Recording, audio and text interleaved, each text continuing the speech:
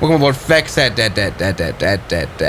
This one gets a 10 out of 10 from me. Now, Let Him Cook is the name of the game right here. Today we're playing Flyout again. Yes, you might know Flyout, quite a recent flight simulator in which you can build your own airplanes. Build and fly realistic aircraft. You know, this is far more realistic than, other aircraft builders like the simple planes, for example. Here you have very detailed fuselage. You can add stuff to the plane. This is quite realistic, and I like this because it might inspire one or two people to become airspace engineers. And this might be impactful for the future so that we don't have to fly around with the same old airplanes all the time. Now, I very much suck at this game, to be honest. I tried building a plane once, didn't really work well, but luckily there are tons of people who upload their aircraft in their Discord, in the Flyout Discord. And so it's time to rate some of those custom designs. For example, Kenny Powers right here. Okay, this isn't a custom design. This is the Boeing hypersonic passenger airliner concept, which is actually designed from Boeing, but it's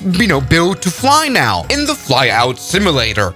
We can download this as a zip and just open the aircraft right here, and then we can very simply load into a flight. Launch, yes, launch. And this is what this airplane looks like. And I like this because it looks great. Like, Flyout is a good looking sim. We've got those hypersonic engines right there. We can go full power, and that definitely does something right there. Yes, check out those afterburners. Oh, great fuel economy. Now we've got quite a few control surfaces right here. Yesterday we talked about the Piaggio Avanti, which with a front wing kind of looks the same. It's funny how the front wing here, though, acts as a whole control surface. Look at that. It's huge. But other than that, it kind of reminds me of the Concorde indeed. It just has a bit bigger wings, it seems. Like, this thing's supposed to go Mach 5. Oh, Mach 5. We're scraping our engine. Okay. We might end up in a hotel there. Come on. Let's not crash. All right, come on. Stop. That landing gear is just hanging way too low. That's the design flaw. Help. You just do tail strikes or engine strikes all the time now. Great, and we had to use that whole runway. I don't really feel the speed there. Okay, we're at Mach 0.3.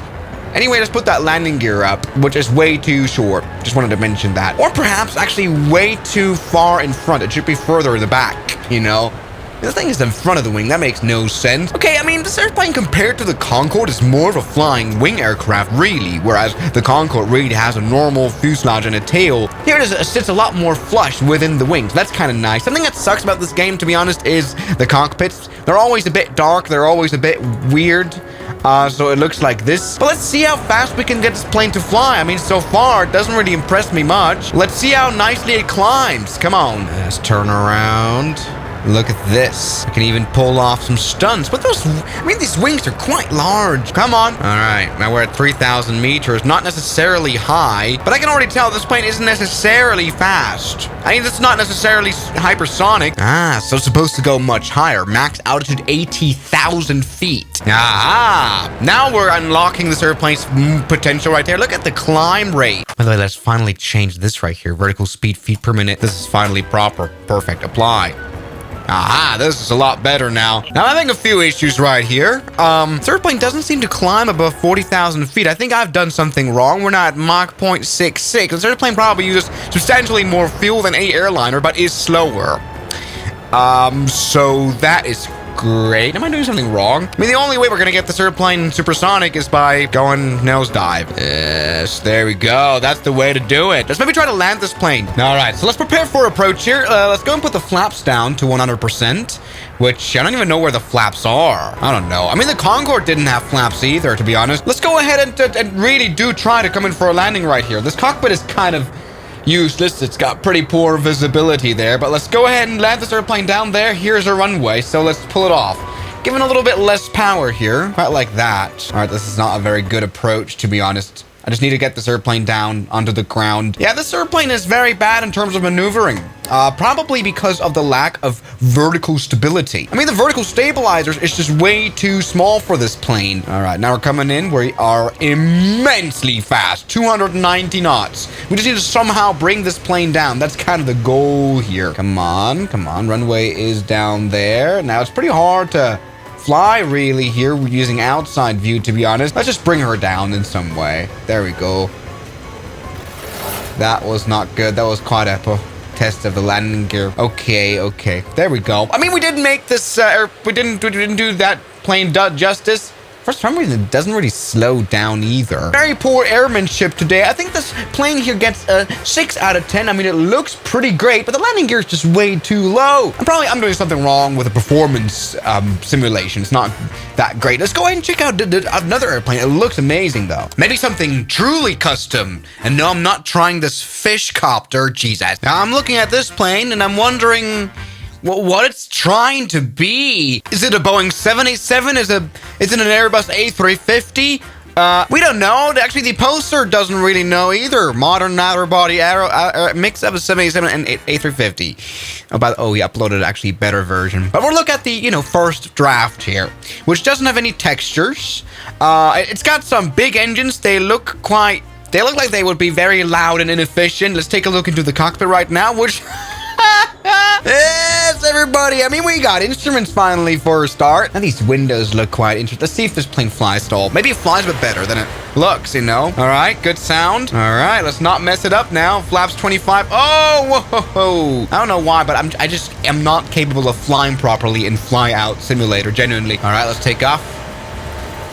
That was nearly a tail strike right there. Everything is fine. Problem is with this airplane is that the tail is just too long. This is genuinely tail strike prone. I don't even know how this flies properly. I mean, look at the center of gravity. Way too far in front it looks. I'm surprised this plane flies so well. Let's go ahead and put the landing gear up, which has a nice animation to it. And this plane is immensely fast. It might be faster than real 787. Yeah.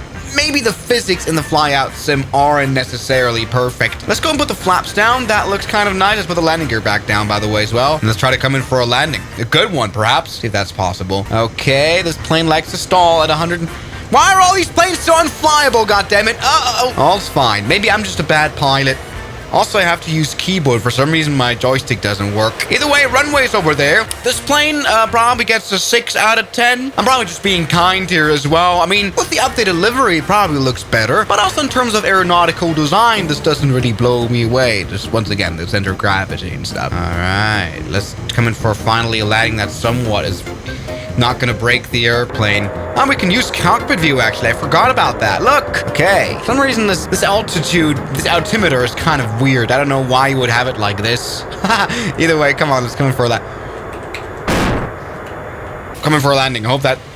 Oh, the wing is gone. Yeah, I think with most fly-out airplanes, my safety rating is absolutely bad. Like, all flights generally end in crashes. That looks survivable, at least semi. Microwave gets a 10 out of 10 for me. I don't know why would you upload that? Trash Craft Aeronautical.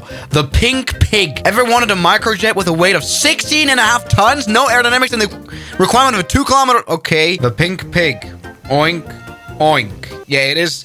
Kind of looks like a MiG, to be honest. I mean, how can this be 16.5 tons? Let's take off. Come on, we can do it.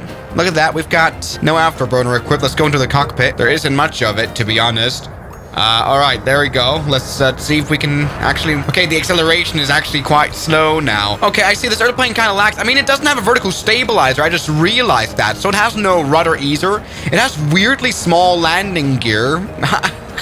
I mean, the thing's not even going to fly properly at all because no vertical stabilizer at all. What the hell? We just move about here on the runway because we have to use snow steering here. We've got no rudder.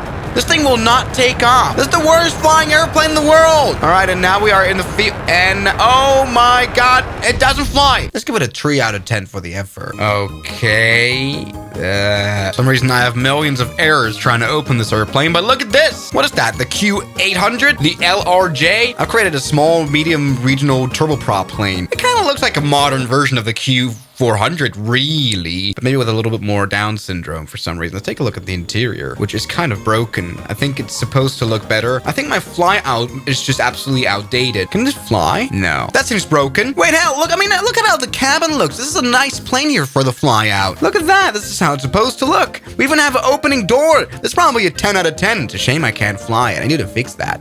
I mean, this is a half-year-old plane. Maybe that's why. I mean, look at these non-fictional airplanes. They look kind of nice. Okay, yeah, they kind of looks like Roblox, but some people are really doing great stuff out there. But I'm looking for custom design. Oh, the blended wing design by Airbus. Okay, that is not custom either. Yes, look at this one. Yes, the blended wing design. The idea of making a flying wing aircraft is, it makes a lot of sense. It might be a future for aviation because, it's very efficient flying. That's for sure. For some reason, is that landing gear on fire? I don't know. We have 3 engines, which is something I think would not happen in real life because those seem a bit too, fuel hungry. Let's take a look into the cockpit, which is finally nice. Look at the cockpit. That works for me. It looks very military, though. All right, we're now at 138 knots. Let's, all these planes use a lot longer runway than in real life. All there's grass on the runway. Come on, you can do it. You can't do it. It can't do it. It can't. This doesn't work, does it? Come on, how much runway do you want? Okay, now we're taking off. Now we're cooking. Put that landing gear up. Once again, I think I would love a flying wing aircraft like this. And this one doesn't fly that bad. It just needs 300 knots to fly, which, there's lots of wing surface there. I need no reason for this to be this hard to take off. And it does fly. I think this one gets also like probably an 8 out of 10. Looks very interesting for sure. Talking about interesting. Oh no. This airplane makes me feel mentally unwell. We have 2 cockpits right here, and then the engine. This is absolutely. I don't know. Do I have to analyze this? Obviously, the engine would ruin the entire cabin space. So you have a very small cabin space, but a very efficient engine. The bigger jet engine, the more efficient it is. But why would you need 2 cockpits? By the way, the cockpit here is inside of the engine. That is great. So none of these are actually used. Come on. Give me some power now. This might be the best flying airplane so far. It's got way too big wings here. And look at the horizontal stabilizers. Absolutely ridiculous. Now, come on. Keep it going. All right. That's a wing strike already. Okay. Why are the winglets so big? This airplane sorry. This airplane looks like one of those Robin planes from France. All right. There we go. We've done it. So, this airplane probably gets like 6 out of 10 as well. I think the springs on the landing gear is just absolutely ridiculous here. Great for Ryanair. Let's go and put the landing gear up now. That's fast. It flies well. It actually flies a lot better than I thought. Aerodynamically, nothing wrong there. Great stability. It's just a question of why. I just realized, the stuff that I do on my YouTube channel is in no way better. Welcome aboard the, what's it called? The MD 11. That's a lot of 11s right there. Let's see if those engines turn on. The problem is, if we were to genuinely, rate the realism right here, we have these 6 engines right here, and 4 of them are, sucking in old hot air. Hot air that you can't really work with a lot anymore, because there's no more oxygen in it. So there's no way these are gonna create a lot of power. That's just wasted fuel there. We just did a tail strike. Although I do have to say this plane flies immensely well. I don't know. This is not very realistic. I guess wings do not actually simulate wing vortex or, wake turbulence. I think this airplane would in real life fly a lot worse. By the way, we have a different engine up here as well. Welcome aboard Vex. This one gets a 10 out of 10 from me. Not necessarily an original design. All right, talking about custom inventions. Designed and built in the early 2060s, the Nuclearum A570 was one of the first luxury airliners to feature nuclear-powered engine. Okay. It's a nuclear-powered airplane, so that's interesting. How would you nuclear power an airplane? You'd first need some sort of electricity generator, I reckon. And then you have these electric jet engines, I think. For some reason, the steering doesn't work here at all, so that is a great start. Let's get into the cockpit, which looks old school. I don't think in the future planes would be built like this. You don't need to see that much out of the window, You don't. Oh, wow. It's got afterburners. I'm not quite sure how you would be able to put afterburners on a airplane powered by nuclear power. That makes we're gonna crash into a building, by the way. This is absolutely hopeless. Realism, probably like a 2 out of 10. but design is quite beautiful. This looks really nice. Reminds me a bit of the Stratoliner, but with jet engine, which is weird. Beautiful luxury airliner. We can see the cabin is not full of stuff. I can't wait to see what the future holds with 2060. Everybody, I do like Flyout, and it's still in an early access. I guess it's going to get a lot better over the years. So I recommend you get the game and try your best at designing your own aeroplanes. Maybe I should make a series of this. Can Swiss 1 viewers make good Flyout airplanes? What do you guys think? So I really thank you guys so much for watching this video, and I'll see you guys tomorrow as always. Good night. And a special thanks goes out to my members, my supporters, Guns Killer, R27, James Duram, That Dude, Anime Gods of Gaming, Derek, Insider Plane, Nishijutsu Finder, Professional Jamal, Ryland Williams, and New the York. You've got beautiful names.